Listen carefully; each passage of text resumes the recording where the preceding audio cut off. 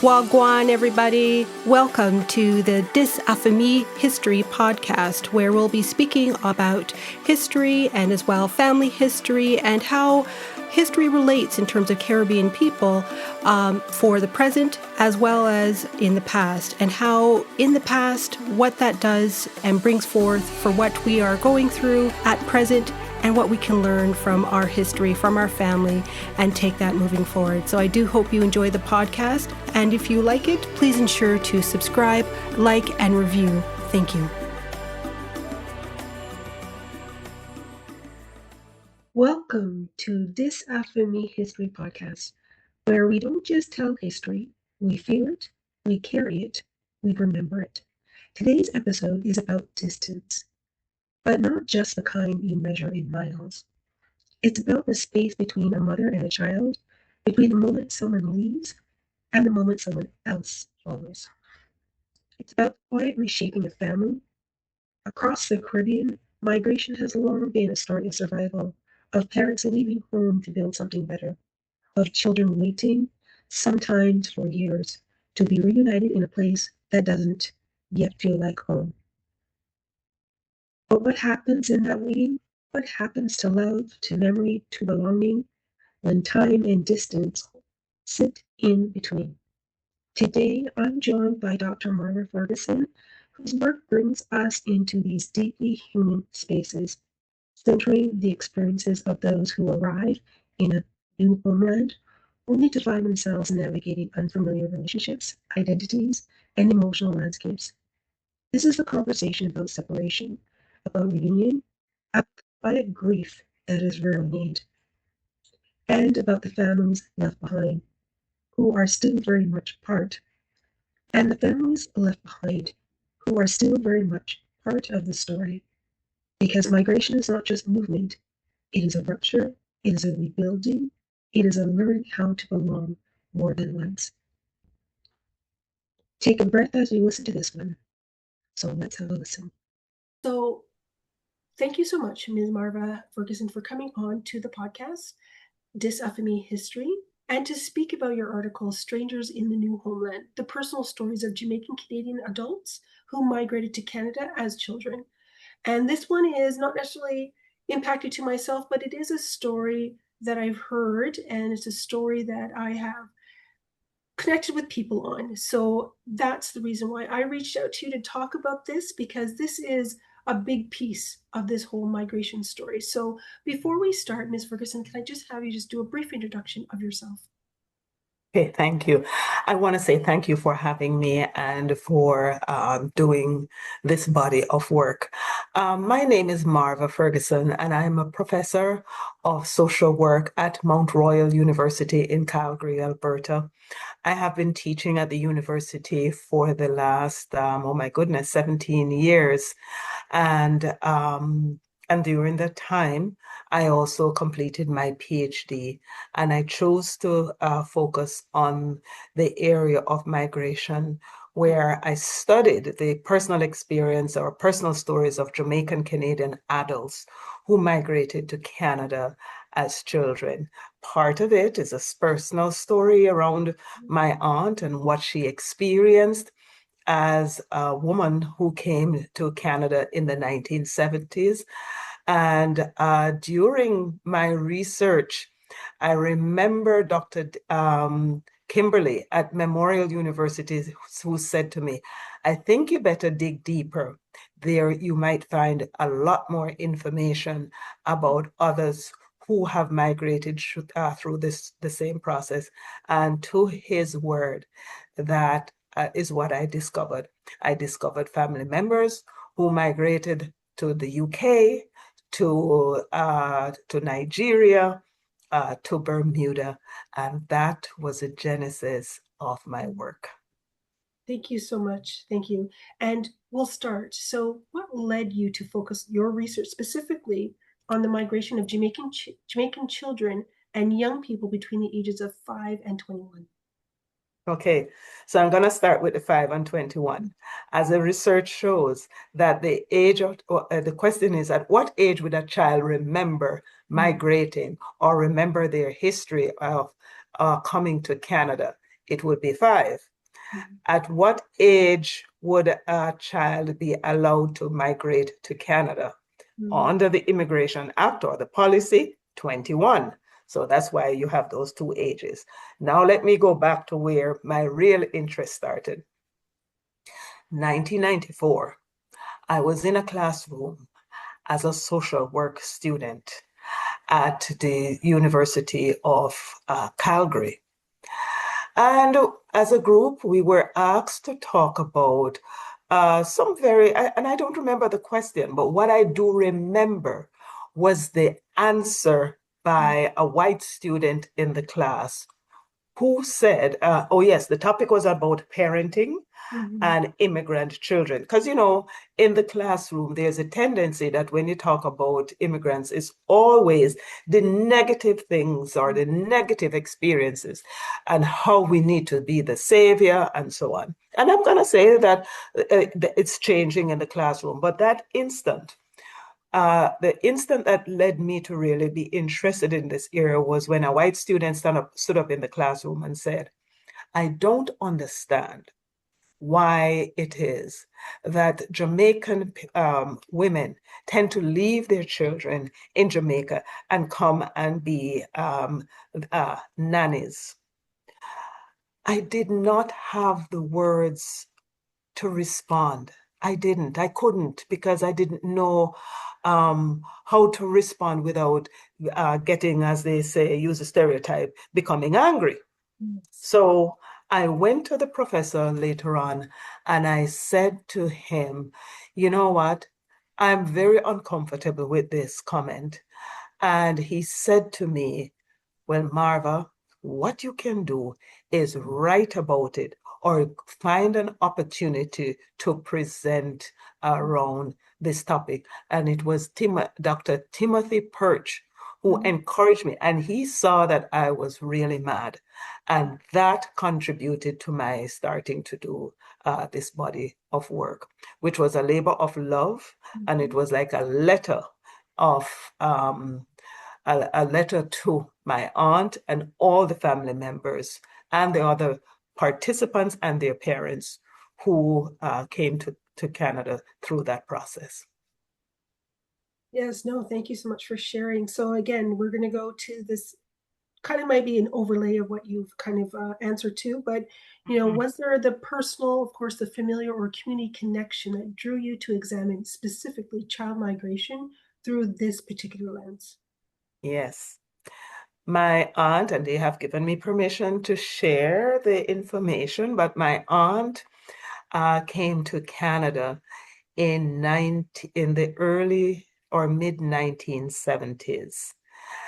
She came up as a domestic Mm. and she left her children in the care of family members between my mom, who was her sister, her father, who also had an extended family because my aunt's mom had died. So my Mm. grandfather had married to someone else. So the children were left with family members who took care of them until they were able to be reunited with my aunt in Canada. So that was part of the foundational and historical work that contributed to my doing this research. And in examining the pattern of migration, I actually had a conversation with my cousins to find out what happened to them when they migrated to Canada. So their stories actually helped me to understand that journey, that reception, because the reception is about living and integrating in the Canadian society. Yes. And then you described that the migration for this group as a two-step process. Can you explain what that process looked like and how it shaped the children's experiences? Yeah. So it's a two-step process. So here is what happens. Mhm. Mom or let's just say parents, Mhm. but what I found was it was predominantly women. Mom or parents decide that, you know what, things are a little troubling or hard in Jamaica to make ends meet. And we know that the West tends to present the receiving country as the land of milk and honey. There's a great opportunity. You can migrate here. You can settle here. There is such a great opportunity for you to make money, for you to work. And in those statements, what happens is that it romanticizes the receiving country as a place where you can go and settle very easily, only to find out, and in a lot of the parents, the stories from the children who shared stories about their parents, they said that when their parents came to Canada, it was so difficult. So that is the first step. The parents get here. Now, I want to talk a little bit about history, because the Caribbean women and let's say parents who came were not given the opportunity to bring their families. And let me repeat that. They were not given the opportunity to bring their families.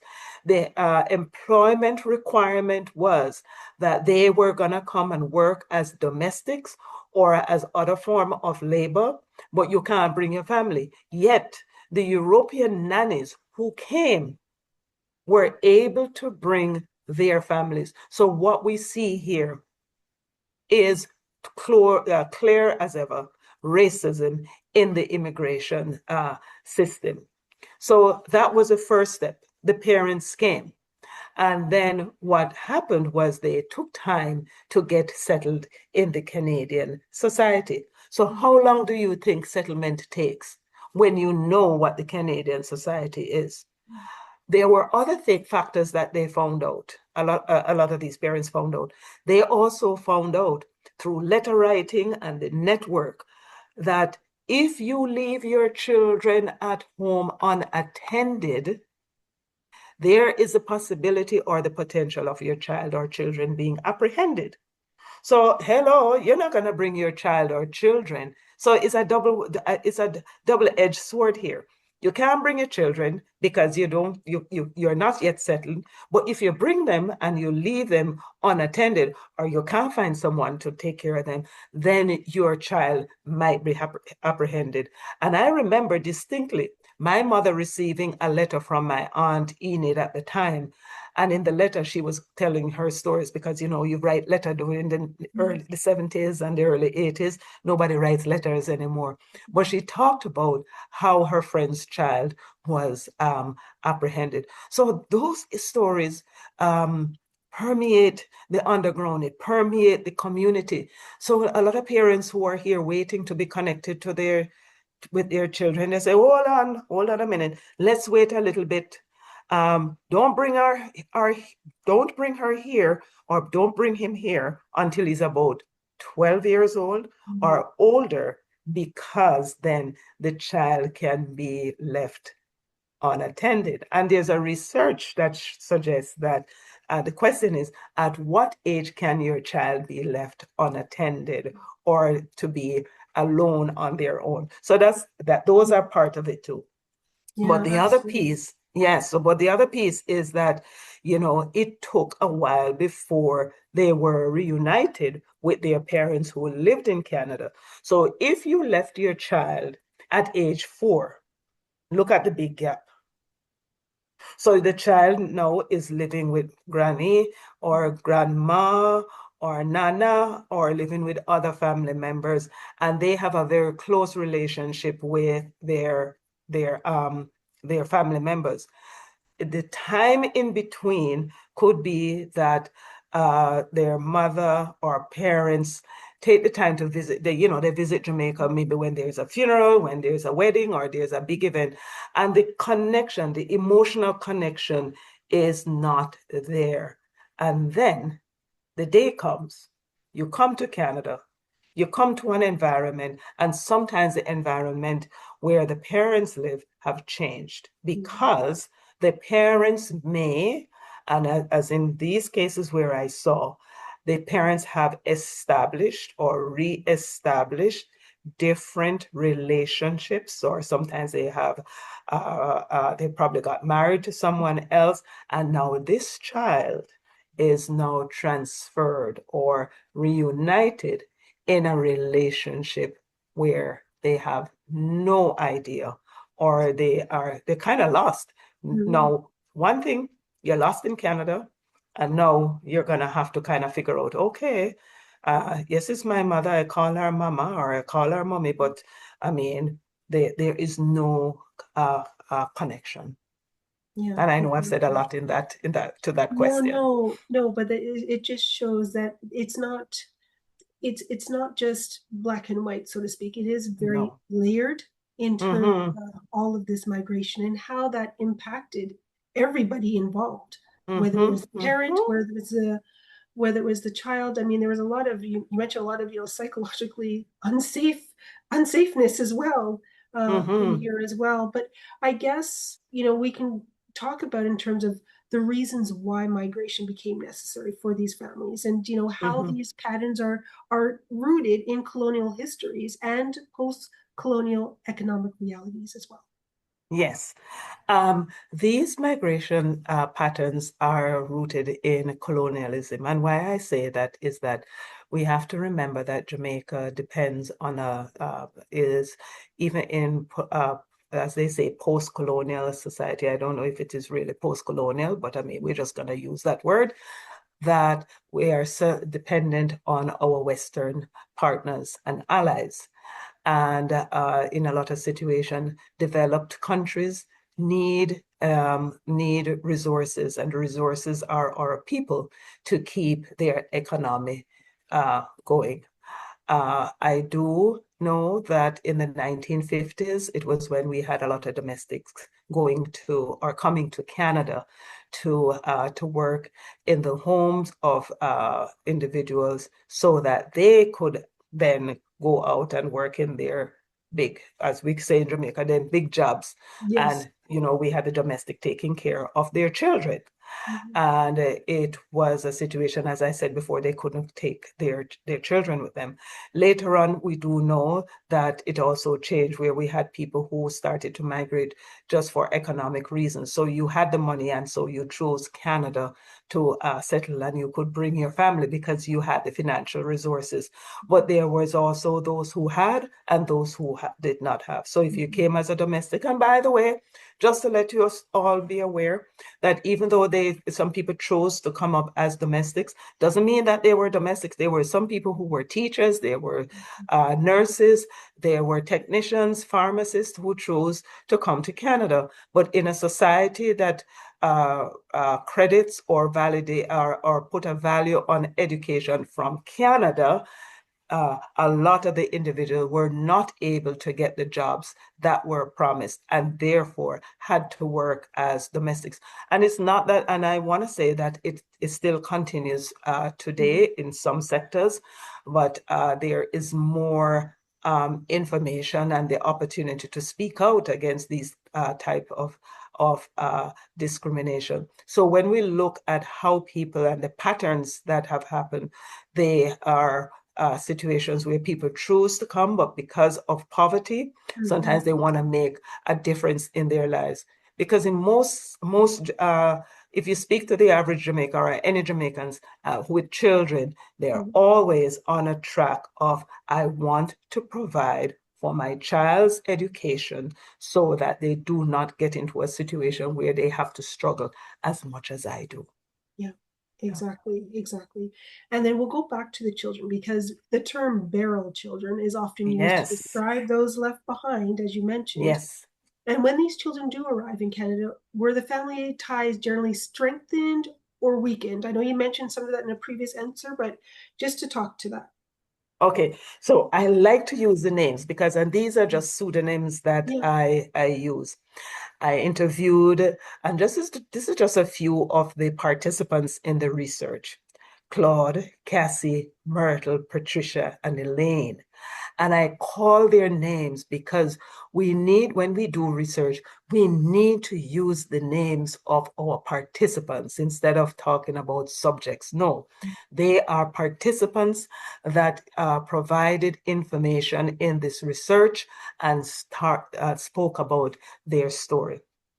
Now, to your question about what happened when they came to Canada. Now, they even before coming to Canada, they were somewhat excited about the prospect of Canada because it seemed like the ideal place that things were gonna be so different for them in their lives. They were gonna be leaving their friends, but they were going to a place that promised prosperity. Yes. That was the idea.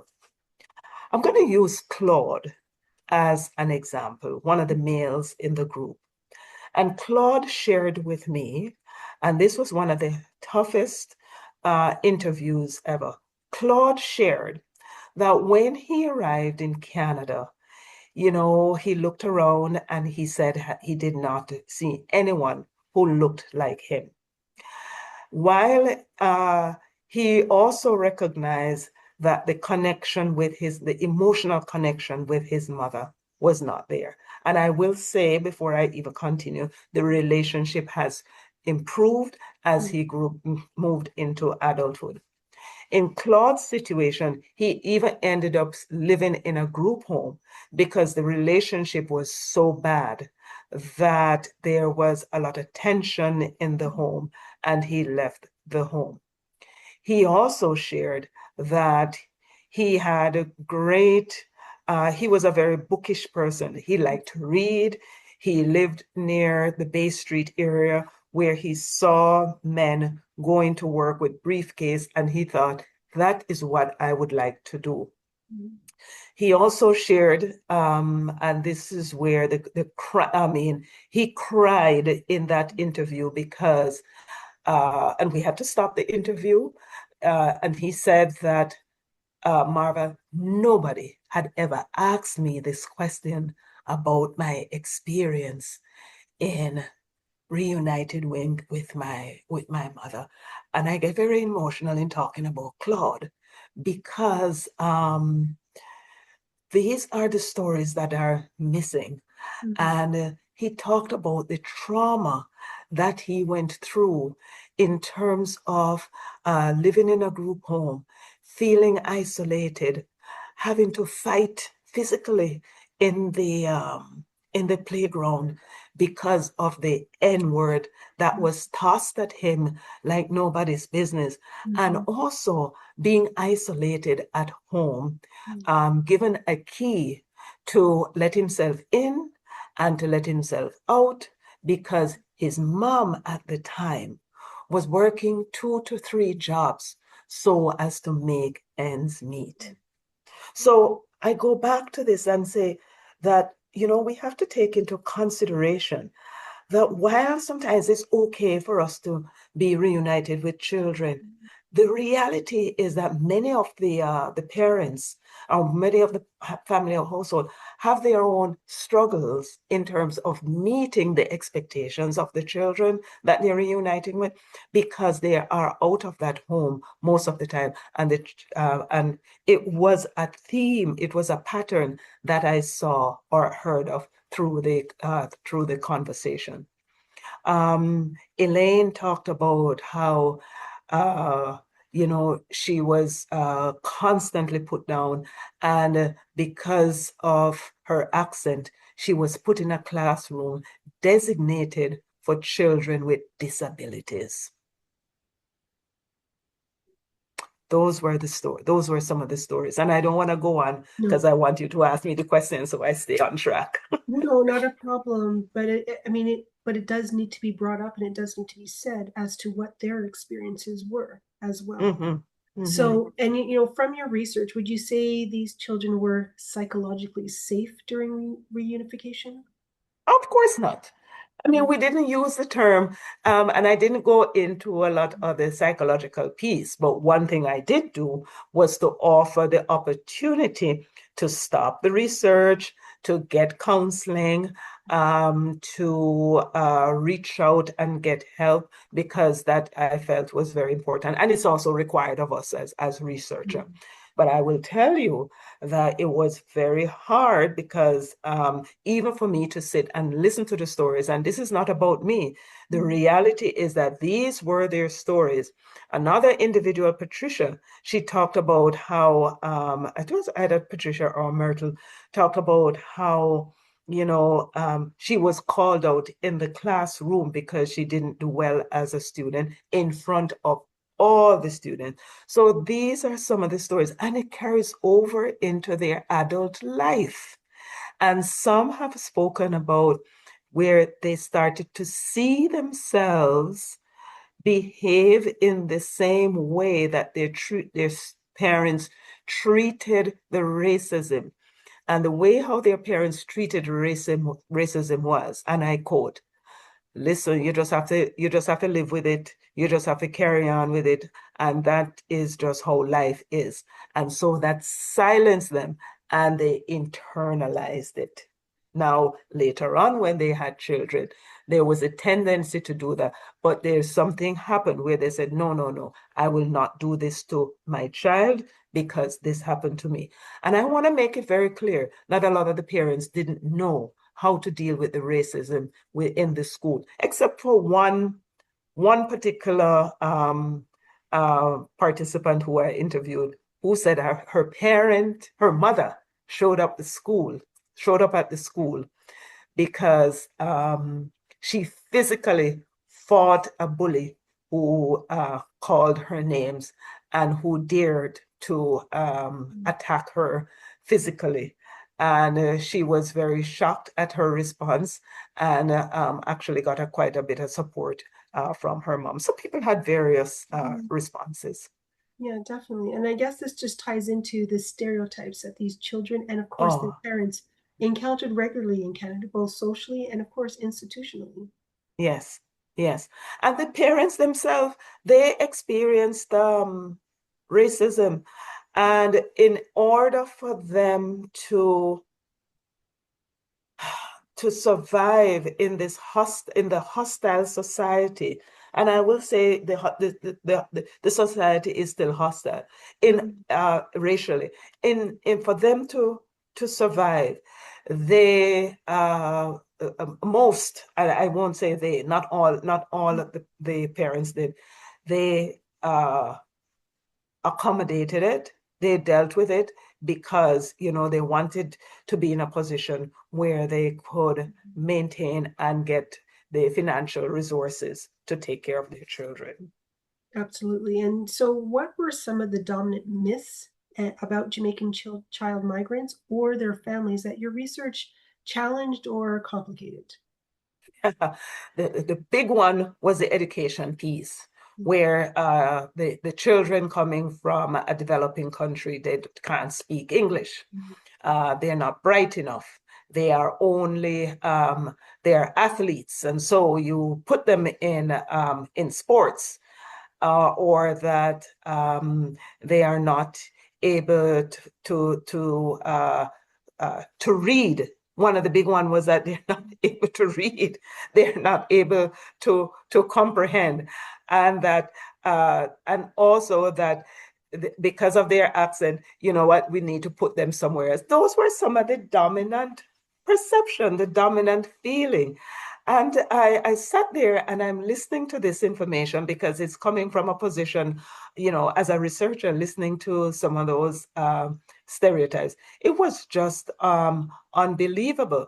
Or they were living in neighborhoods where the neighbors would see them as, this child or someone who is from somewhere else, and would tell their children not to play with the child. Or for one individual who said to me, she was told straight up that she was not pretty enough, and that to be pretty, you actually have to be white. Those were some of the words that came out of the mouths of the participants who shared their stories.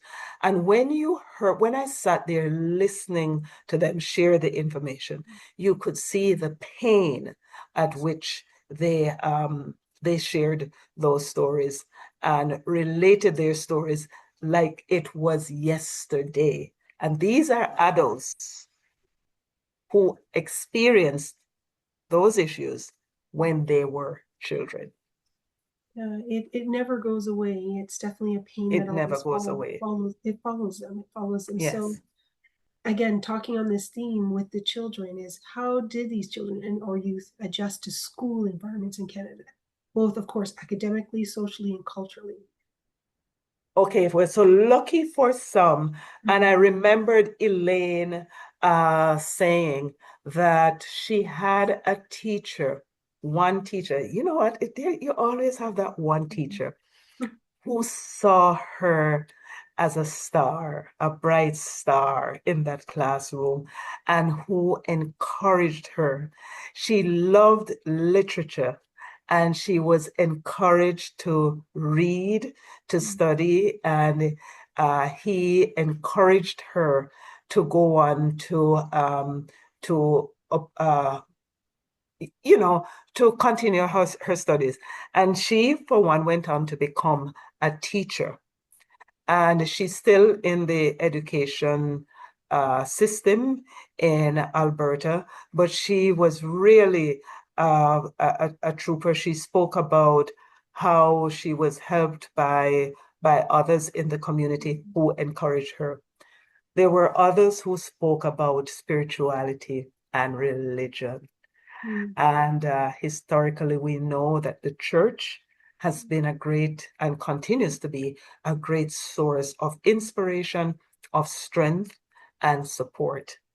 And many of the participants spoke about their church community, Mm. the person who would hug them and say, you know what, it's going to be all right. You're gonna be okay. So those were some of the ways that they found support.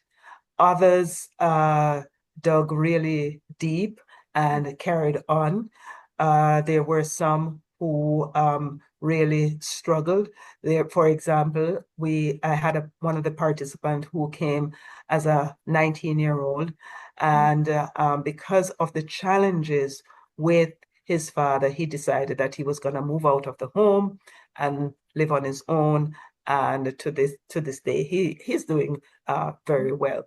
I want to also acknowledge and to say thank you to all the participants and for them sharing their stories, and all the 13 participants who I interviewed. They are doing pretty well in their lives, despite the fact that they had so many challenges in their initial journeys. Absolutely. Thank you for that. And, we're able to capture how family dynamics changed after reunification, like what tensions or healing processes came up in these households. Okay, so what I found out was that in some households, the healing is yet ongoing. There are some individuals who are not in contact with their family members, and the reason being that when they came, they were put in a situation where they discovered that whether it's a mother or father had established a relationship or had got married to someone other than the parent who they expected, or if they knew that their mother was or father were single, they did not expect to come into a step parenting or a step family dynamics, and so that contributed to some tension. There were situations too where you had a lot of family members living together or sharing of a household, and that also contributed to tension. There were a few who still are, the relationship is not as solid as they would expect it to be, and some have the reunification. While it wasn't smooth, they're now having a better relationship as older adults. Mm-hmm. Exactly. And I guess, you know, Professor Ferguson, what migration programs involving Jamaica did research examine, and which programs was the most prominent for child and youth migration? Which was most I guess prominent, like which, is there a specific migration program for child and youth? um In most of the centers, and Calgary is one of them, they do have different services for children who are settling or who are new to Canada. You go to, for example, the immigrant and refugee centers, and they might have resources. However, in working with and teaching social workers, I am finding that the questions that social workers ask of youth does not go deep enough to really get a sense of how did you get here? What are some of the struggles that you have had in your life? And you have to remember too, in a society, if you go back and look at the teachings in a lot of the social work, it comes from a very white privilege, dominated by European culture and European ways of structuring and teaching social work. So if you're not teaching social workers about new immigrants who are coming to this country, then how on earth are you going to get the social workers to ask the questions that are relevant? So we just have this generic questionnaire or this generic assessment that does not look at the real essence or some of the reasons how you and the behavior patterns of youth, and what are some of the struggles that they may be experiencing and have never had the opportunity to talk. Claude, that should have come up. Those are some of the questions that should be asked. So in answer to your question, and I hope I'm responding to it appropriately, that these are some of the issues that we need to focus on instead of pathologizing our youth and coming up with all kind of diagnoses. Yes, we know the diagnoses are there, but look at some of the social issues and how they have integrated in the society and the challenges, what may have contributed to their response or their behavior, so that we can get to the root of the matter. No, thank you so much for that. Yeah, and I may add to that too. Parents sometimes do not have these conversations with their children about racism because sometimes they don't want to bring it up. They're afraid of bringing it up. They are also not sure how to have those conversations. But I will say that there are a lot of parents now who are having more in-depth discussion. Like I have my colleague here who talks to her son about getting behind the wheel of a car and getting on a highway and why we have to have talk. The talk is about how you behave when you're stopped by the police. So there are parents who are having these conversations. Which is good, very good. And, as we come to a close, Professor Ferguson, what do you want people to take away or understand from your research? We need to examine research from a historical context. Too many times we start a conversation or we say that, and I'm going to speak from a social worker perspective, too many times we do this work without getting into the root of history or looking at history and how that has impacted the lives of our clients, the lives of families, the lives of immigrants immigrants, refugees, our indigenous partners, and our racialized communities. But specific to the Caribbean community, there's a strong history of migration. And if you get to know the history, you get to know the person who is sitting in front of you and some of the challenges that they continue to encounter within this society. And the same goes for policymakers, that whenever they are developing policies around immigration, that they take these factors into consideration, that when we have parents living in Canada who are reunited with their children, that the appropriate services and support are provided to contribute to the reunification of families. Absolutely. But no, thank you so much for coming on to the podcast and speaking to this, because this is a very, I mean, it's a personal story, of course, but it touches and it has so many different layers. So I do appreciate you taking the time to come on and to speak to this. Thank you so much. And thank you for having me. I hope that I have contributed substantial information to your podcast. All the best. Hoped you enjoyed this episode, and if you did, please make sure to like, follow, subscribe, and write a review for the episode wherever you listen to your podcast. Thank you.